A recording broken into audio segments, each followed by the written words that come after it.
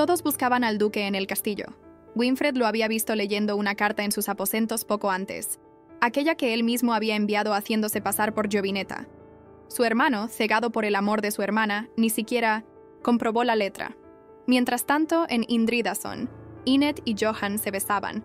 Habían pasado mucho tiempo sin verse. Cuando la joven reacciona, le pregunta qué hace allí, pero Johan solo quiere saber qué le ha sucedido en ese año, pues ha perdido mucho peso y no luce bien. Le reclama no haber enviado la carta antes, mencionando que le tomó 3 días llegar hasta ese lugar. Estaba angustiado pensando que algo le había ocurrido, aunque no comprende por qué enviaría una carta a alguien que considera repulsivo.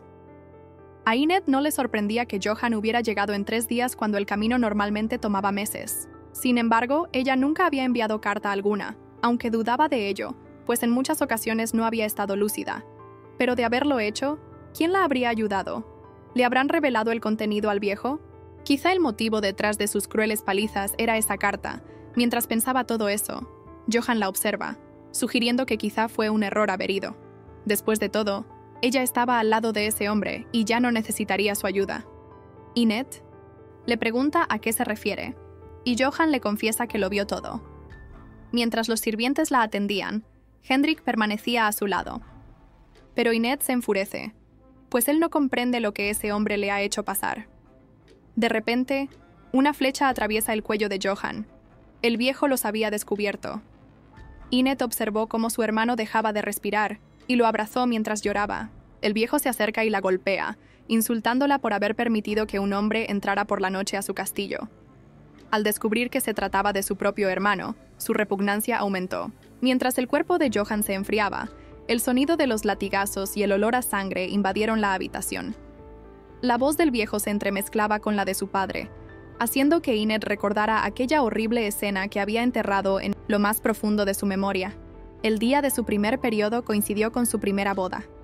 Era costumbre que un joven sirviera como testigo de la consumación del matrimonio, y el duque golpeaba a su hijo para que grabara esa imagen en su mente. La persona que atravesó las costillas de su esposo y le arrancó el corazón había sido Johan. Su única justificación fue que lo había abandonado.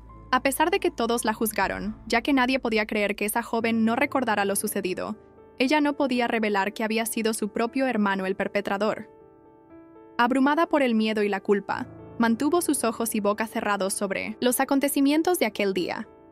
Cuando lo vio allí, 5 años después, disfrutando de su libertad y brillando intensamente, fue que comprendió que la razón de su estado era por culpa de Johan y sus absurdos celos. Al percatarse de que amaba a su hermano como hombre, bloqueó todos los recuerdos horrorosos, incapaz de soportar el pecado de su hermano. Inet intentaba despertar a su hermano. Solo por él había soportado esa vida de degradación, y ahora la abandonaba sin más. En un arrebato, tomó un atizador y golpeó al anciano, devolviendo todo el maltrato. Le preguntó qué sentía y se burló, pues nadie lo había golpeado antes, pero ahora, la perra loca, como él la llamaba, lo había hecho. El anciano gritó pidiendo ayuda, pero Inet, consciente de que no había vuelta atrás, no se arrepintió y volvió a atacar. No sabía si era el remordimiento de atacar a alguien que en esta ocasión no logró darle. Cuando escuchó las voces de los guardias del otro lado de la puerta, sus dudas desaparecieron. Cuando era ella quien gritaba rogando por su vida, esos guardias no tenían problema en fingir que no estaban allí. Incluso si la iban a eliminar, debía terminar con el anciano. Cuando estaba por atacarlo nuevamente, los guardias habían logrado abrir un hueco en la puerta y lanzaron una flecha, haciendo que Inet soltara el atizador. Sin dudar, tomó la espada de Johan. El anciano temblaba de miedo mientras ella pensaba que no debía temer a las consecuencias. La espada era muy pesada, pero debía continuar y alcanzar al viejo antes de que lograran entrar. No fue necesario que ella se manchara las manos. Sintió un escalofrío en la espalda y supo que se trataba de Kretschmann. Ella misma había tocado el cuerpo inerte de su hermano. Además, ese aliento y la cálida mano que la tomaron eran inconfundibles. Aquella cosa le susurraba que no debía mirar, y pronto se deshizo del viejo. Para Kretschmann, los huesos humanos eran tan fáciles de romper. Igual que su primer esposo, ese anciano ni siquiera tuvo oportunidad de gritar. Cuando los guardias entraron, solo alcanzaron a ver a Johan y le preguntaban si él le había hecho eso a su señor.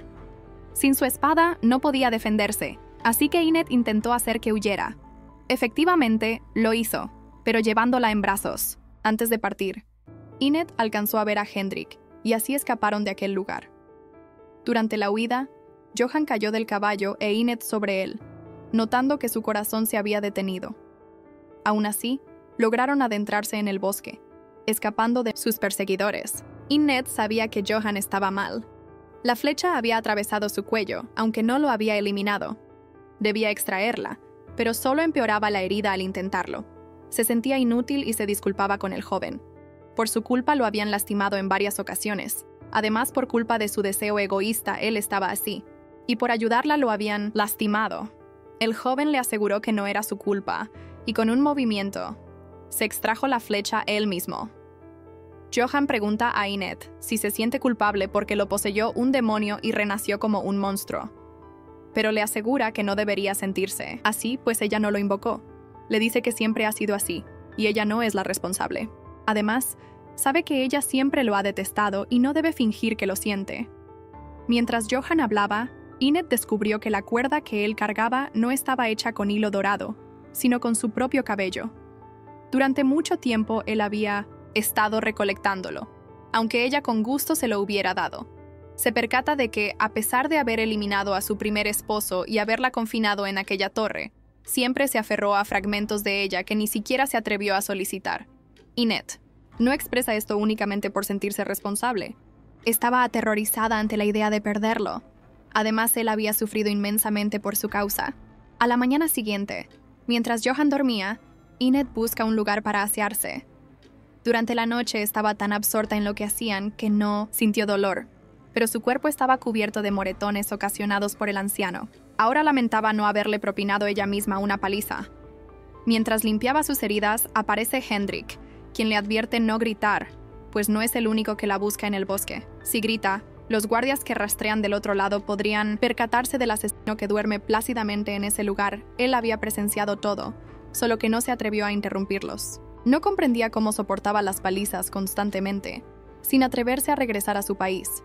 Pero al descubrir que se trataba de Johan Valdemar y no de un amante al que había abandonado, sus preguntas fueron contestadas. El depravado le confiesa que, a pesar de su repugnancia inicial, terminó disfrutando y complaciéndose. La abraza por detrás diciendo que esos hermanos son un caso.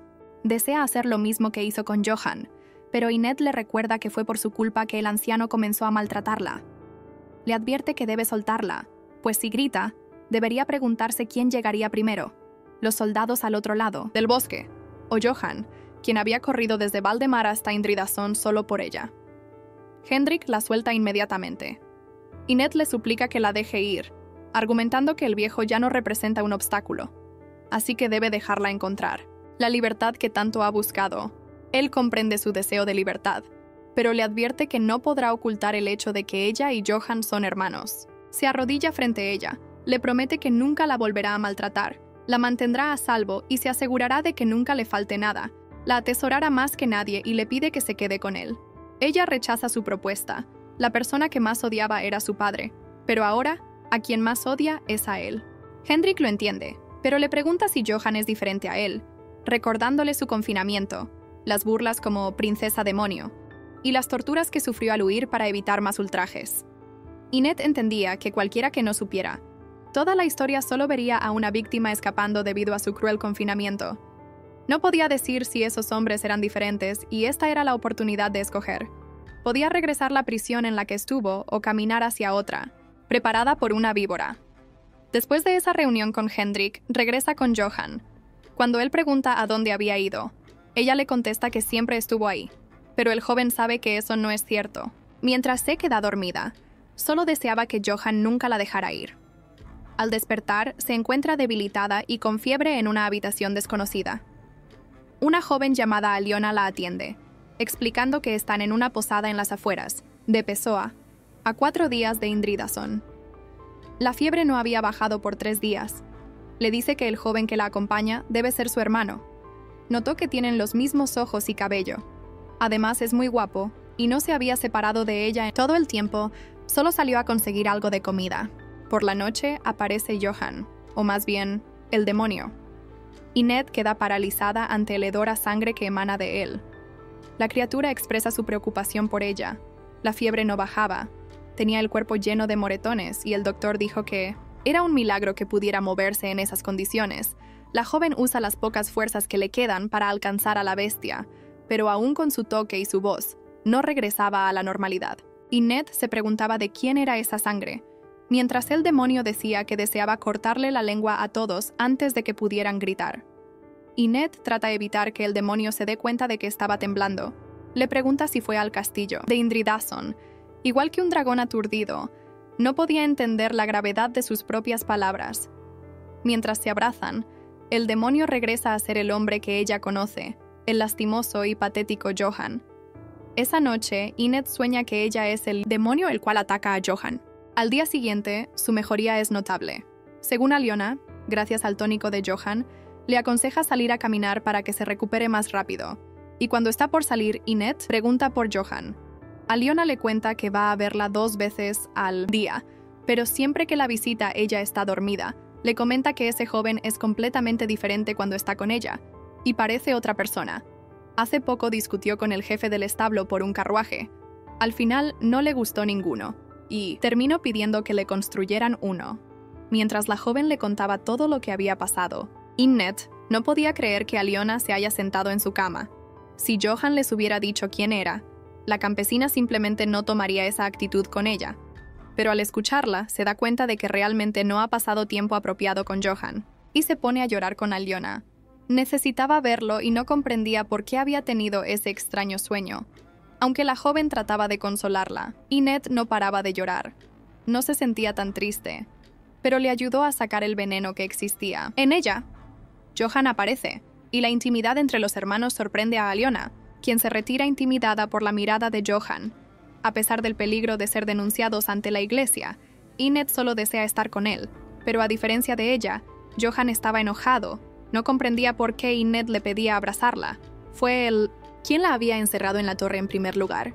Sentía culpa y temía que cambiara de parecer hacia él. Había notado lo asustada que estuvo la noche anterior, y le daba miedo cada vez que perdía el control. Enid no podía odiarlo ni estar resentida con él, ya que era quien la salvaba siempre. Su corazón lo había perdonado desde hace mucho tiempo.